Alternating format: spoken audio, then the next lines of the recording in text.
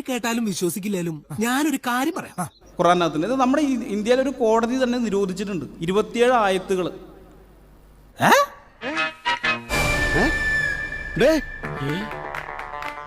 പറഞ്ഞ് ഇത് പാടില്ല, എടുത്തു മാറ്റണം എന്ന് പറഞ്ഞു. ഖുറാൻ്റെ അകത്ത് എടുത്തു മാറ്റി. ഓഹോ, അങ്ങനെയാണല്ലേ? മാറ്റൊന്നുമില്ല, അത് വേറെ കാര്യം.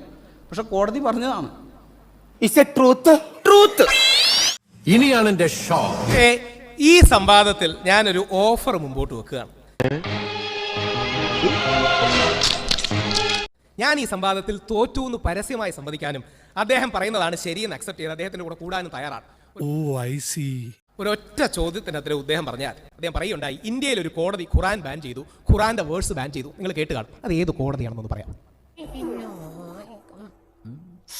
എന്താ ഉറക്കം വരുന്നു?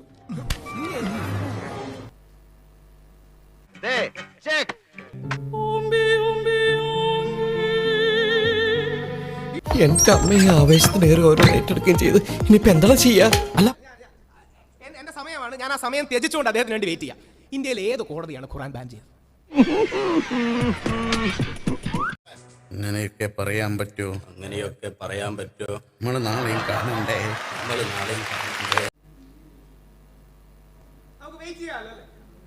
ആയിക്കോട്ടെ, ഇന്ന് നമുക്ക് ഇവിടെ തന്നെ കൂടാ. എല്ലാം അറിഞ്ഞിട്ട് തന്നെ കാര്യം.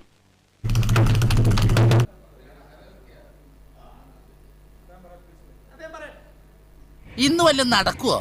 പറ്റില്ലേ, ബലം പിടിക്കണ്ട, വിട്ട് കളഞ്ഞേക്ക്. സാറിന് ടോയ്ലറ്റ് പോകാൻ പറ്റുന്നുണ്ടോ? ഫേസ് വല്ലാണ്ടിരിക്കണു. എന്റെ ജീവിതത്തിൽ ഞാൻ ഇങ്ങോട്ട് പുലിവാല പിടിച്ചിട്ടില്ല. ഇവനൊക്കെ എത്ര മുക്കിയാലും ഒന്നും നടക്കാൻ പോകുന്നില്ല. ഈ ചോദ്യങ്ങളെല്ലാം എനിക്കുണ്ട്. എന്റെ സമയം ഞാൻ അദ്ദേഹത്തിന് കൊടുക്കുകയാണ്. എന്നെ നാണം കെടുത്തരുത്. അപ്പൊ നിനക്ക് നാണുണ്ടോ? A few moments later.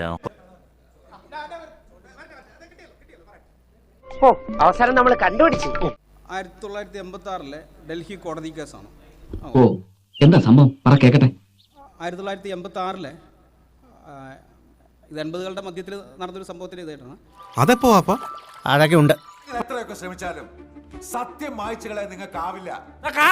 എന്ത് ഹൈക്കോടതി ഇതല്ല, സോറി, എനിക്ക് കിട്ടിയ റിസൾട്ട് തെറ്റിപ്പോയി. ഇത്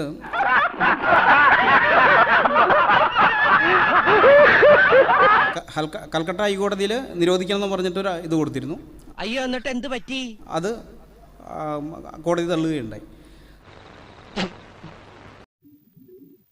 നിന്നെ ഇതിനൊന്നും കൊള്ളുകയില്ലെന്ന് നീ വീണ്ടും വീണ്ടും തെളിയിച്ചിരിക്കുകയാണ് എന്റെ വിജയ. അതല്ല, വേറൊരു ഇതുണ്ട്. വെറുതെ കിടന്ന് ഉരുളാദാശനെ. അത് അല്ല, ഇപ്പോഴില്ല, 2021 അതൊന്നുമല്ല. അവന്റെ ആത്മവിശ്വാസം തർക്കമില്ല. അത് ഞാൻ പറഞ്ഞ അടുത്ത ചോദ്യം ചോദിക്കാം. പറയുമ്പോ ഫീൽ ചെയ്യരുത്. നിങ്ങൾക്ക് ഈ പണി പറ്റിയതല്ല. നോക്കി എടുത്തോളുക, ഞാൻ ഉത്തരം പറയാം. ഇനി എന്താ യഥാർത്ഥത്തിൽ സംഭവിച്ചതെന്ന് പറഞ്ഞാൽ 2021 വസീം റിസ്വി എന്ന് പറയുന്ന, എനിക്ക് പേഴ്സണലി അറിയാവുന്ന, ഞങ്ങളോടൊക്കെ ചർച്ചയ്ക്കിരിക്കാറുള്ള ഒരു വ്യക്തി ഒരു PA കൊടുത്തു. മുസ്ലിം നാമധാരിയാന്നേ ഉള്ളൂ. 26 വേഴ്സസ് ഖുറാനിന്ന് റിമൂവ് ചെയ്യണമെന്ന്. സുപ്രീം കോടതിയുടെ ഉത്തരം എന്താണെന്ന് അറിയാമോ? അയാൾക്ക് 50,000 രൂപ ഫൈൻ അടിച്ചു. നന്നായി ബാറ്റ് ചെയ്തുകൊണ്ടിരിക്കുമ്പോൾ റൺഔട്ട് ആവുന്നത് എന്ത് ഘട്ടമാണ്? അത് നിങ്ങളുടെയോ നിങ്ങളുടെ പങ്കാളികളുടെയോ പിഴവ് കൊണ്ടാവാം. അതാണ് സുപ്രീം കോടതി യഥാർത്ഥത്തിൽ ചെയ്തത്. ഇതാ പറയുന്നത് ദൈവമുണ്ടെന്നും അന്തിമ വിജയം സത്യത്തിന് മാത്രമായിരിക്കുമെന്നും. ഇതിന്റെ പ്രശ്നം എന്താ അറിയാം? അദ്ദേഹം തന്നെ പറഞ്ഞതുപോലെ മുഖ്യധാരയിൽ പലപ്പോഴും ഇടുമ്പോൾ ഇസ്ലാമോഫോബിയ എന്ന് പറയും. അതുകൊണ്ട് വാട്സപ്പിൽ നമുക്ക് പലപ്പോഴും ഇടാം. ഈ വാട്സപ്പ് യൂണിവേഴ്സിറ്റി നമ്മുടെ നാടിന്റെ ഒരു വലിയ പ്രശ്നമാണ്. 100% ഞാൻ യോജിക്കുന്നു. ഈ വാട്സപ്പ് യൂണിവേഴ്സിറ്റിയിൽ നമ്മൾ പെട്ടുപോകരുത്. അല്ലെങ്കിൽ ബുദ്ധി പറഞ്ഞു കൊടുക്കാൻ അവൻ ആരെങ്കിലും വേണ്ടേ? വേദനിക്കണു കേട്ടോ, മനസ്സ് വേദനിക്കണു. വാട്സപ്പ് യൂണിവേഴ്സിറ്റിയിൽ അർത്ഥസത്യങ്ങൾ കൊണ്ട് യഥാർത്ഥ സത്യത്തെ മറച്ചു വെച്ച് അങ്ങനത്തെ പ്രൊപ്പഗാൻഡ ഉണ്ടാക്കുന്നതാണ്. പറഞ്ഞു കൊടുക്കണ്ട ഡോക്ടറെ, ഞാൻ ഇത് ആദ്യം മുതലേ പറയുന്നതാണ്. എന്റെ തലയിൽ സംഗതി ഉണ്ടെന്ന് എനിക്ക് ഇപ്പോഴല്ലേ മനസ്സിലായത്. വാട്സപ്പിൽ ഓരോരുത്തരും ഓരോ ദിവസവും അടിച്ചു വിടുന്നത് നമ്മളെ പറ്റിക്കാനാണ്. പൊട്ടന്റെ മുമ്പിൽ ശങ്കൂതണമാതിരി ഞാൻ ഈ കാര്യം പറയാൻ തുടങ്ങിയത് വർഷം കുറയായി. നീ ഒറ്റ ഒരുത്തം കാരണം മാനവ മര്യാദയ്ക്ക് ജീവിക്കുന്ന എനിക്ക് മനസമാധാനത്തോടെ വഴി നടക്കാൻ പറ്റാണ്ടായി. ഇത് വെറും വാട്സപ്പ് യൂണിവേഴ്സിറ്റിയാണ്.